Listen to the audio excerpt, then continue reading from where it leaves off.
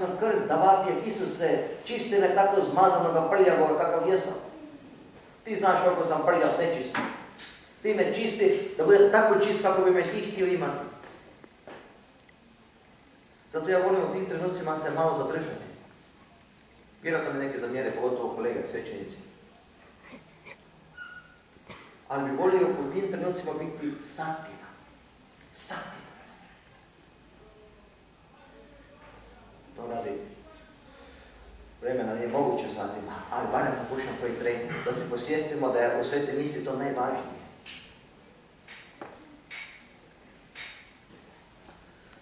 Zato evo, ovo govorim zato da malo, koliko je moguće, s većom vjerom budemo i u klanjanju i na svetoj misiji. Sa većim predanjem.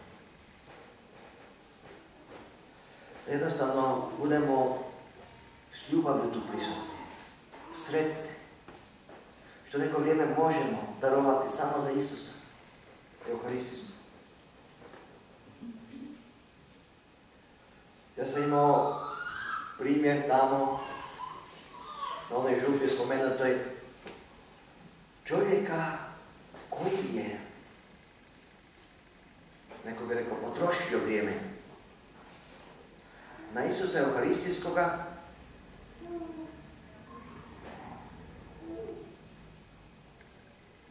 oko 6 sati.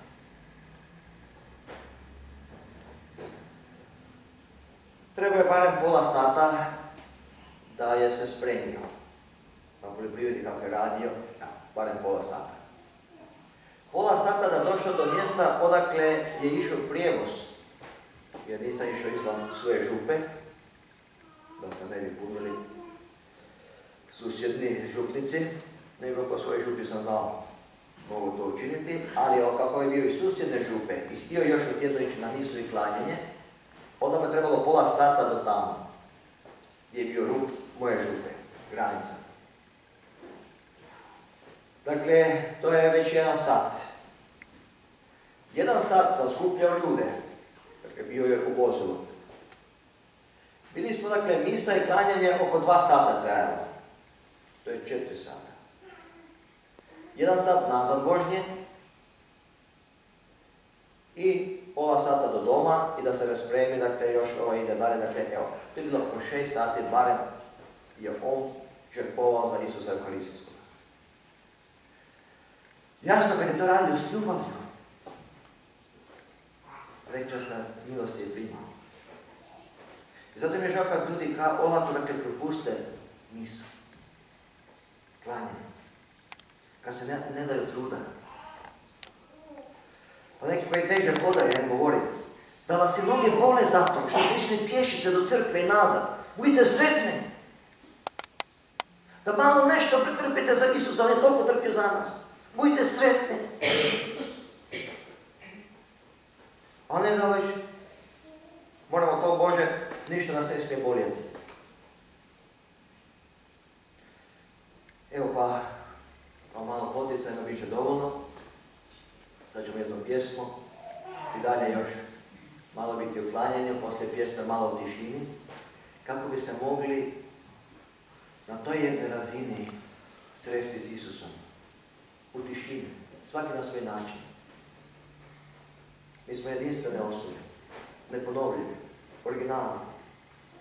Žao mi je kad ljudi hoće biti kopije.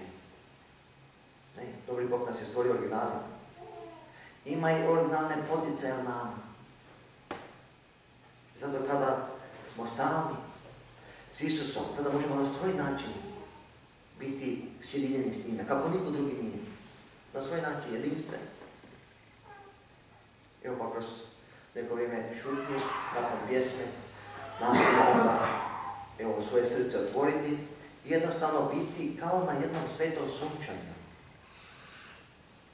Kad smo na sunčanju, samo treba dakle se razodjelati, drugo sunce radi. Nakon nekog vremena ćemo vidjeti, možda nije ista. Dakle, kad smo pred presvetim, dovoljno samo svoje srce otvoriti. Evo, Isuse, dajem ti se. I kad to tako činimo, vidjet ćemo nakon nekog vremena, nismo isti. Isus nas mijenja. Isus nas nadahnuje. Dobijemo božansku mudrost. Što je to važnije u životu, što je manje važno. što može čekati, što je hitnije. Što imamo strpljivost, ljubav, plodove Duha Svetoga, uslužnost, dobrotu. Puno toga primamo. Evo, pa ćemo dalje se klanjati Isusu kogod može klečati i zapjevamo pjesmu, a onda ću malo biti šutnja.